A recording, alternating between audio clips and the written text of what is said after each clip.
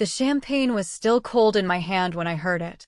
I had slipped away from our wedding reception, just for a moment, just to breathe, following the sound of his voice down the corridor toward the veranda.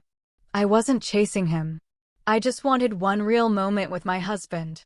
One honest thing on a night full of performance. The veranda doors were cracked open. His voice came through low and unbothered, the way men speak when they are absolutely certain no one who matters is listening. She's nobody I chose.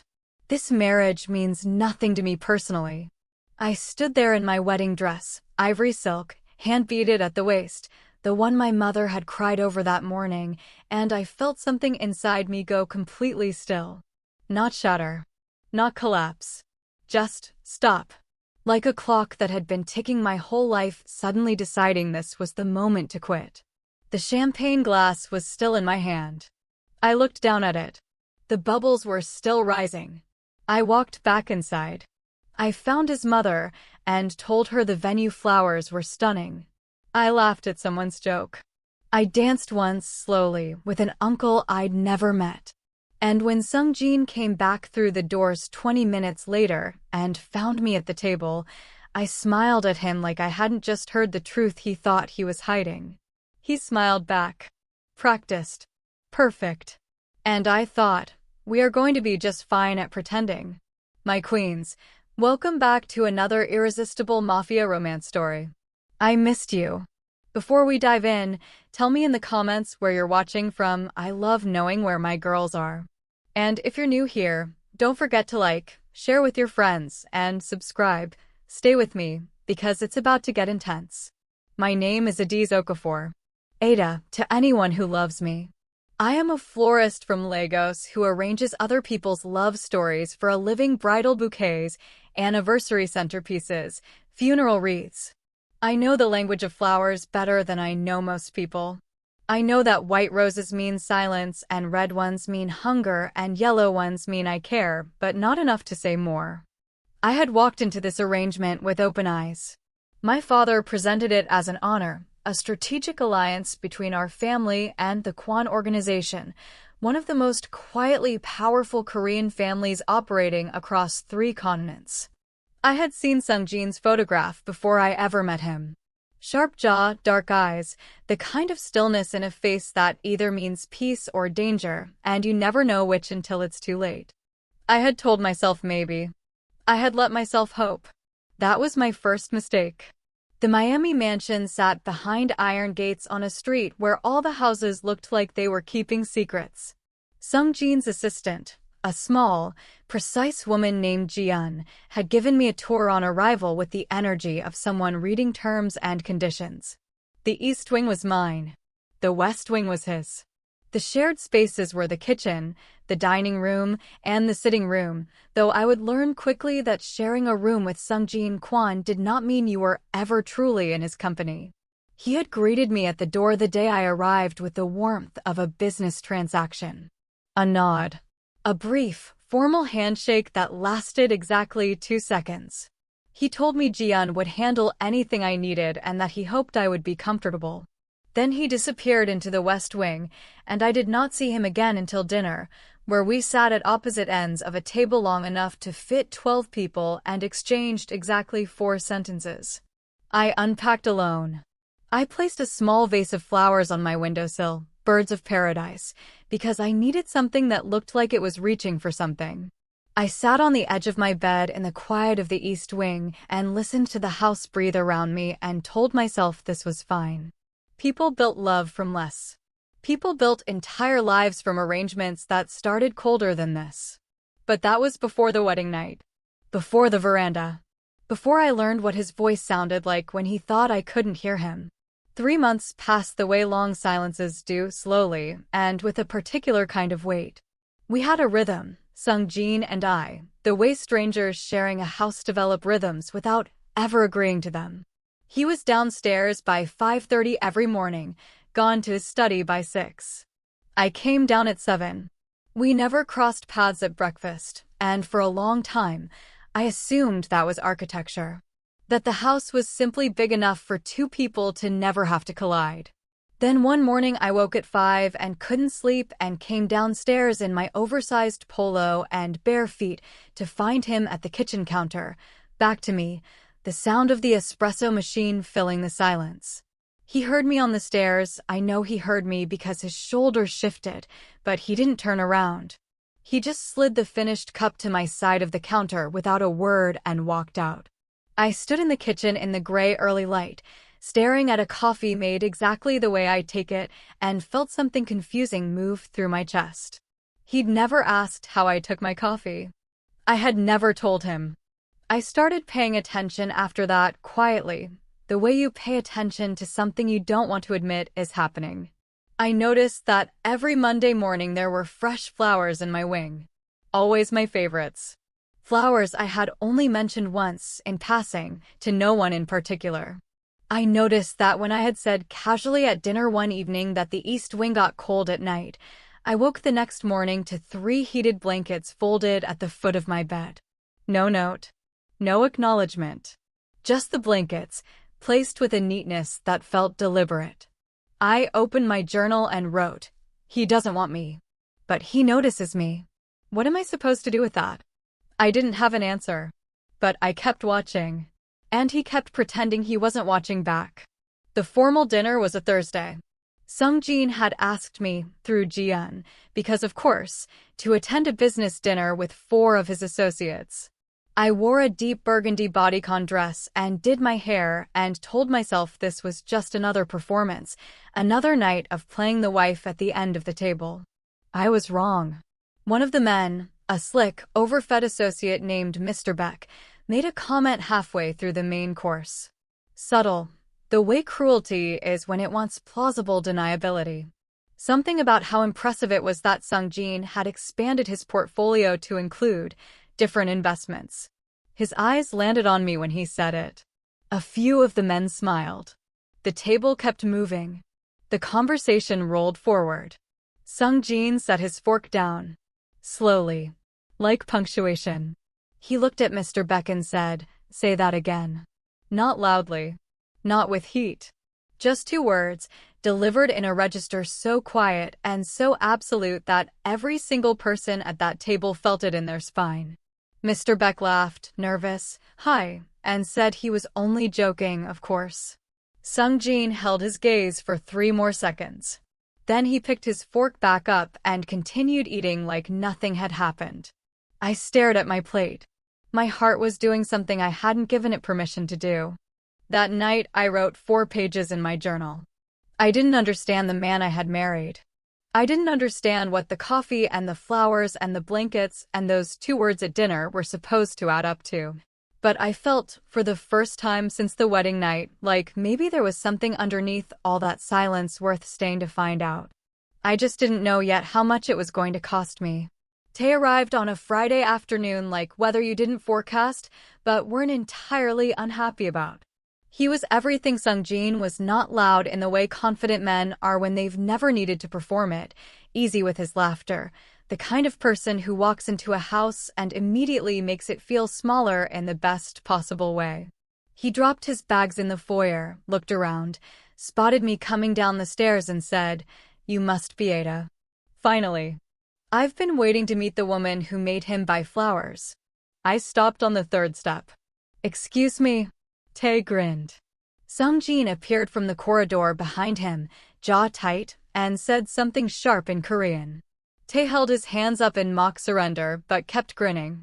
I filed that moment away like a pressed flower between journal pages and decided Taye was my favorite person in this house. He stayed for the weekend. And for 2 days the mansion felt like it was breathing differently, meals that stretched past the food, conversations that moved through rooms, laughter that bounced off ceilings that had been too quiet for too long. Taye treated me like I had always been here, like I was someone worth including, and I felt myself unfold slightly in his company the way you do when someone simply decides you matter. On Saturday afternoon Taye and I ended up in the garden. I was deadheading roses, something I do when I need my hands busy and my mind quiet, and he sat on the stone bench nearby and just talked. Easy, unhurried talk.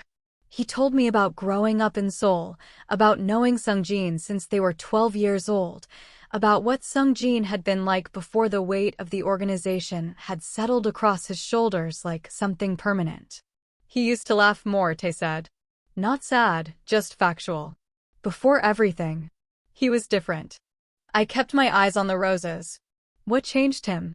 Taye was quiet for a moment. Loss. The kind that teaches you that loving something loudly is just giving the world a map to what can hurt you. I didn't respond.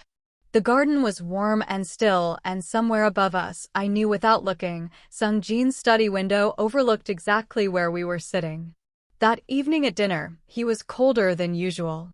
Not rude. Sunjene was never rude. It was one of his more disorienting qualities, just more sealed than normal, his responses shorter, his attention somewhere behind his eyes. I watched him from my end of the table and thought, you were watching from that window, weren't you? Taye caught my eye across the table and smiled into his glass. He knew exactly what he was doing. After Taye left Sunday evening, the silence came back. But it sat differently now. Like it had been rearranged by the weekend and put back not quite in the same position. I should have let it settle. I should have been patient, kept journaling, kept watching, kept doing what I had been doing for 3 months, which was surviving this marriage on small observations and careful hope. Instead, I packed a bag. I don't know exactly what broke it loose. Maybe it was the contrast, 2 days of warmth followed by the cold returning so sharply.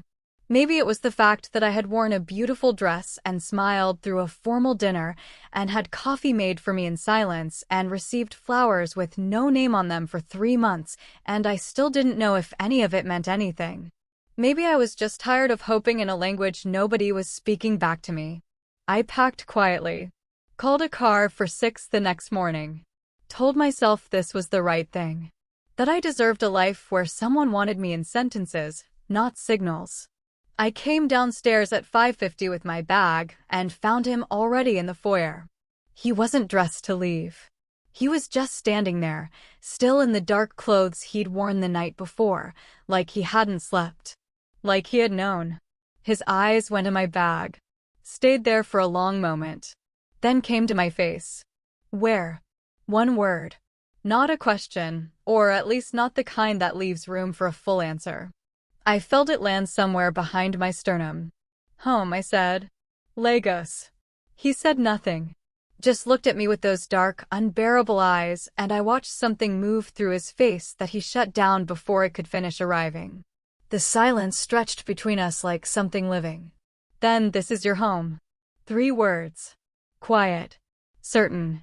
Like he had been holding them for a while and had finally decided the moment required them. I wanted to fight him.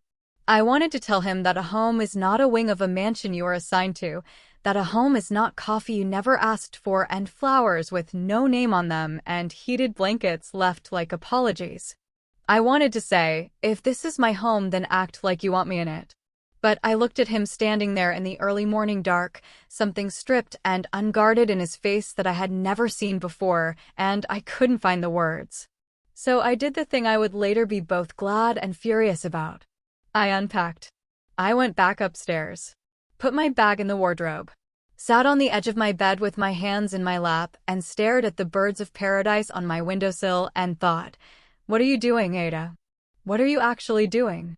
But something had shifted. I felt it in the air between us at breakfast that morning, still quiet, still careful, but the quality of the quiet was different. Like the house had exhaled. He looked at me once across the table. Just once. And held it a half-second longer than he ever had before. I looked down at my coffee. My heart was a complete disaster. 3 weeks after the almost leaving, Taye came back through Miami for a night, a stopover, he said, on his way to New York.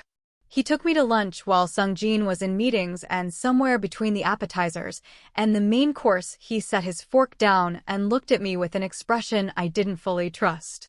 Can I tell you something? Should I be sitting down? I said. I'm already sitting down. He smiled. Then he said, Sunjene used to drive past your flower shop in Lagos. For almost a year before any arrangement was ever formally proposed. Every time he had business in the city. I stared at him. He requested you specifically, Ada. There was no business reason that required it to be you. It could have been any of 3 other families. He chose yours. I laughed. It came out strange, too high, too quick. You're messing with me. I've never been more serious in my life. I picked up my water glass. Set it down without drinking. Outside the restaurant window, Miami moved in the bright afternoon heat, and I sat very still with this new information rearranging something inside me that I wasn't sure I was ready to have rearranged. Then why, I said slowly, did he say what he said? On the wedding night. Because he's terrified, Taye said simply. He's been terrified of you specifically since the moment he saw you. And scared men say the cruelest things when they think no one important is listening. I didn't speak for the rest of lunch. I smiled when I was supposed to and answered when Taye spoke to me, but inside I was somewhere else entirely, standing in a corridor in my wedding dress, champagne in hand, hearing a voice come through cracked veranda doors. She's nobody I chose. Except he had chosen me. A year before I ever knew his name. I went home that afternoon and stood outside his study door for a full minute without knocking. Then I walked to my wing, sat at my writing desk, and opened my journal to a fresh page. I wrote one line. What if he has been speaking this whole time and I just didn't know what language to listen in? I closed the journal. I sat with that thought until it stopped feeling like hope and started feeling like something more dangerous. I still hadn't decided what to do with it when everything changed. It was a Tuesday evening when I finally heard him unguarded. I had been in the sitting room longer than usual, curled into the corner of the large sofa with a book I hadn't been reading, too comfortable to move and too restless to sleep. The house had gone quiet around 10. Jian had left. The staff had filtered out. It was just the 2 of us in the building the way it always was at night, separated by corridors and closed doors and 3 months of careful distance. I got up past 11 to get water from the kitchen. And that's when I heard him. His study door was pulled nearly shut, but not fully. A sliver of warm light fell across the hallway floor. His voice came through, low and private, the way it only ever was when he was certain he was completely alone. I stopped without deciding to. I wasn't trying to overhear him. I was just suddenly unable to move. I said things I can't take back, he said. A pause. She heard me. I know she heard me. My hand found the wall beside me. Another pause. Longer. I could hear him exhale, slow, controlled, the breath of someone who has been carrying something heavy for a long time and still refuses to put it down. I don't know how to fix something like that. The silence that followed was so complete I could hear my own heartbeat. I stood in that hallway for what felt like a very long time. Then I walked to the kitchen, filled my glass, walked back to the east wing, and lay on top of my covers fully dressed staring at the ceiling until almost 3 in the morning. He knew. He had known from the beginning. Every coffee, every flower arrangement, every heated blanket left without a note, none of it was habit or coincidence or the management of a household running on autopilot. Every single one of those things had been an apology. He didn't know how to speak out loud. A man fluent in control and silence, trying to say sorry in the only language available to him. And somehow that made it both better and so much worse. Because sorry doesn't live in blankets. Sorry doesn't survive in coffee cups. At some point sorry has to open its mouth and become actual words, or it is just a man furnishing his guilt and calling it care. I made a decision somewhere around 2:45 in the morning. I was done waiting to be chosen quietly. If he had something to say to me, he was going to have to say it. I came downstairs the next morning at my usual time. He was already at the table, the way he always was on days when he hadn't left early, jacket off, shirt sleeves folded back, a document open in front of him that he wasn't really reading. He looked up when I came in. The usual brief acknowledgement. The practice neutrality. I sat down directly across from him. Not at my end of the table. Directly across. He noticed. I watched him notice. I poured my coffee, already made, of course, and wrapped both hands around the mug and looked at him and said, "You knew I heard you." On the wedding night, the document in front of him became very still. He didn't look away, didn't reach for denial or performance or any of the smooth deflections I had watched him use on other people. He just looked at me with those dark eyes and said nothing for a long moment. Then yes, one word, but it landed like a door finally opening. I kept my voice steady. Then why did you say it? He was quiet in that particular way of his that I had learned was not absence, but construction. He was building the sentence carefully, choosing each word the way someone navigates ground they aren't sure will hold their weight. Because I was afraid, he said finally. I told myself it was strategy. That keeping distance was protection. For both of us. A pause. I've watched people I love become liabilities. I've watched this life take things from people and not give them back. I thought if I kept you separate from what I felt, if I refused to feel it out loud, then it couldn't be used against either of us. I looked at him across the table. The morning light was coming through the windows behind him, and he looked, for the first time since I'd known him, like someone who was tired of the armor. So you decided to protect me, I said slowly, by making me feel unwanted. He didn't flinch from it. Yes, that's not protection, Sunjene. That's just cruelty with better intentions. Something moved across his face. Not offense. Something closer to recognition, the look of a person hearing the truth about themselves stated plainly for the first time. He nodded once. Small. Honest. I know, he said. You're right. And I don't know why those two words hit me as hard as they did. Maybe because I had spent months bracing for deflection and got honesty instead. Maybe because hearing him say you're right felt more intimate than anything else that had passed between us. My chest did something complicated, and I looked down at my coffee and told myself to hold steady. The flowers, I said after a moment. The blankets. The coffee. Yes. You've been watching me this whole time. Yes. I looked up. Taye told me about Lagos. About the flower shop. A muscle in his jaw shifted. I'm going to have a conversation with Taye. Don't, I said. He did you a favor. I held his gaze. Is it true? The silence stretched. Outside, a bird moved through the garden. The house held its breath. Yes, he said quietly. It's true. I sat with that. A year of driving past my shop. A year of watching before he ever let himself act on it. A man who had chosen me so deliberately and then spent the first months of our marriage pretending he hadn't because the choosing terrified him. I should have felt relief. Part of me did. But underneath the relief was something raw, the memory of standing in a wedding dress in a corridor feeling something inside me go quiet like a stopped clock. That had been real. That pain had been real. And his reasons, as human as they were, did not simply erase it. I hear you, I told him. And I need you to hear me. I set my mug down. I spent 3 months feeling like a ghost in my own home. I smiled through dinners and slept in a wing of a house that felt like a waiting room and told myself to be patient while you made coffee and left blankets like they were enough. They weren't enough, Sunjene. I needed words. I needed to feel like I was someone you actually wanted in the same room as you. He was watching me with an intensity that made the air feel dense. I know, he said. For the 3rd time. Each one heavier than the last. So what happens now, I said. Not aggressive. Just honest. Because I'm not going back to the way things were. I can't. He looked at me for a long moment. Then he said, then we don't go back. It wasn't a declaration. It wasn't a romantic speech.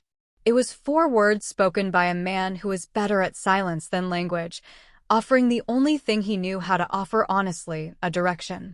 A choice to move forward instead of pretending the past few months hadn't happened. It wasn't enough. Not yet. But it was real. And for the first time since I had arrived in this house, something between us felt genuinely, quietly real.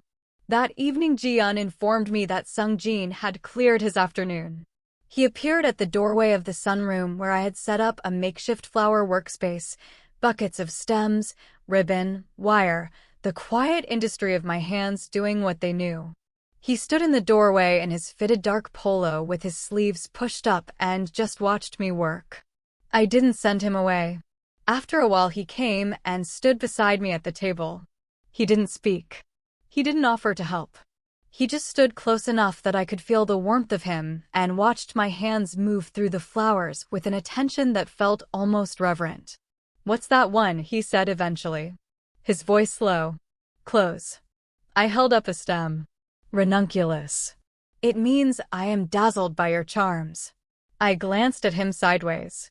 Bit on the nose. The corner of his mouth moved. Almost. The closest thing to a smile I had seen from him that wasn't constructed for an audience.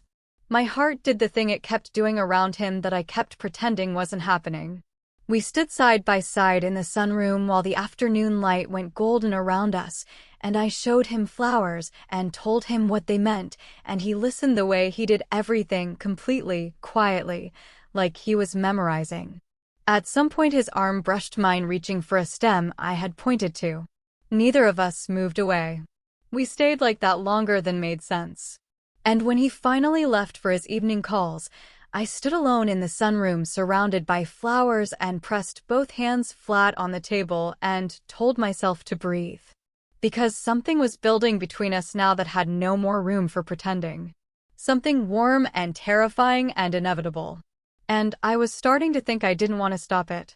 My queens, I need you to pause with me for a second, because I know you're feeling this. If you're still here and your heart is doing the most right now, go ahead and hit that like button. It genuinely means the world. And if you haven't subscribed yet, what are you waiting for? She's not going back to the way things were, and neither are we. Let's finish this together. What I did not know, what neither of us knew, was that someone else had been watching too. And they were not watching with love. It started small enough that I almost missed it. A car parked across the street 2 days in a row. A phone call Sunjene took that made him go very still in a way that was different from his usual stillness, tighter, colder, the stillness of someone receiving information they had been dreading. He said nothing to me about it. But that evening at dinner, he was distracted in a way I had never seen him, his eyes moving to the windows, his responses half a second slower than usual. I noticed. I said nothing. We were still learning how to be honest with each other, and I didn't know yet which questions I had the right to ask. But then Ji-yeon pulled me aside the next morning with an expression she was working very hard to keep professional and told me that until further notice, I would have a driver for any movement outside the house. Non-negotiable. Sunjene's instructions. I went to find him immediately. He was in his study, standing at the window with his back to the door, phone in hand. He heard me come in. Didn't turn around. "What's happening?" I said. "Nothing you need to worry about." "Sunjene." He turned then. And the look on his face, guarded, yes, but underneath it something that looked almost like fear, made my stomach drop slowly. "There's been a threat communicated through our network," he said carefully. "It's likely nothing. A posturing move from a rival family. But until it's resolved, you don't move without protection." "A threat against who?" I said. The pause before he answered was exactly 1 second too long. "Me," I said. Not a question. He held my gaze. "It won't come to anything. But it's against me.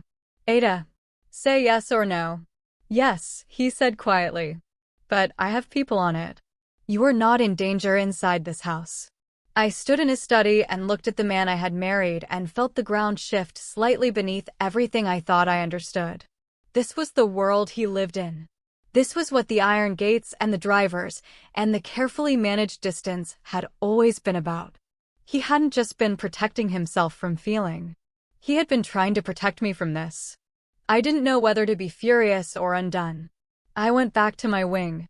I sat at my desk. I opened my journal and stared at the blank page and wrote nothing. That night I couldn't sleep.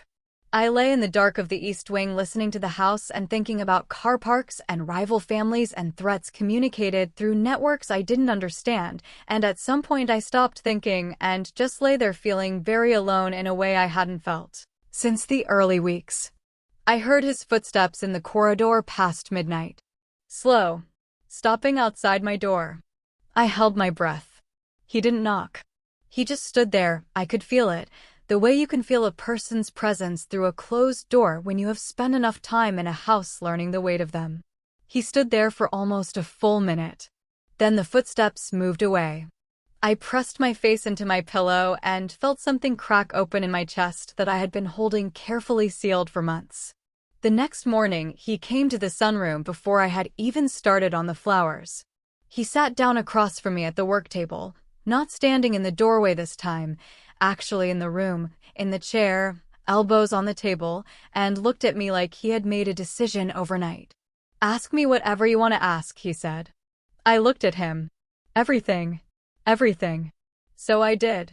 I asked him about the threat, the family behind it, how serious it actually was, how long he had known they had been watching the house. He answered every question. Directly, completely, without the careful half-answers I had become accustomed to, and something about sitting across from him in the morning light while he spoke to me like I was someone who deserved the full truth. It rearranged something in my chest that had been sitting at the wrong angle for a very long time. "Why now?" I said when he'd finished. "Why are you telling me everything now?" He was quiet for a moment. Then, "Because last night I stood outside your door and I wanted to come in. And I realized the only reason I didn't was the same reason I've been holding everything back since the beginning." He looked at me steadily. "I'm done letting fear make decisions for me." The sunroom was very quiet. "You stood outside my door," I said softly. "Yes. I heard you." Something shifted in his face. "I know." We looked at each other across the flower stems and ribbon and morning light, and I felt the last of the careful distance between us dissolve into something I didn't have a name for yet, but could feel against my skin like heat. "Sunjene," I said. "Ada." My name in his mouth. He had barely ever used it. The sound of it, quiet, deliberate, like something he had been saving, moved through me like warm water. He reached across the table. Slowly. Giving me every opportunity to pull back. His hand covered mine where it rested on the table, and I felt the warmth of it travel up my arm and settle somewhere behind my ribs. We stayed like that. Not moving. Just present. His thumb moved once, slowly, across my knuckles. A question without words. I turned my hand over beneath his. Fingers finding fingers. An answer. He exhaled. The smallest sound. Like something released. I had arranged hundreds of love stories with my hands. I had wired bouquets for other people's wedding days and built centerpieces for anniversaries I would never be part of and tied ribbon around flowers that would be pressed into the hands of people being chosen loudly and clearly by people who had no trouble saying so. I had always known the language of love in petals and stems and color. But I had never felt it sitting still in a quiet room with a man's hand holding mine like I was something worth the holding. I looked down at our hands, then up at his face. He was watching me with an expression so unguarded it almost hurt to look at all that careful control set aside. Just a man looking at a woman he had driven past a flower shop for a year to find, finally allowing himself to be found back. "I'm still angry at you," I said quietly. "About the wedding night. About the months after." "I know," he said.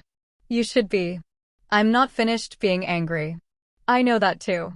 But I'm also—" I stopped. Felt the word sit in my chest before I let it out. "I'm also still here." His hand tightened around mine. Just slightly. Just enough. "I know," he said. For the last time. And the way he said it this time was different from all the others. Not agreement, not acknowledgement, but something deeper. Something that sounded like gratitude. Like relief.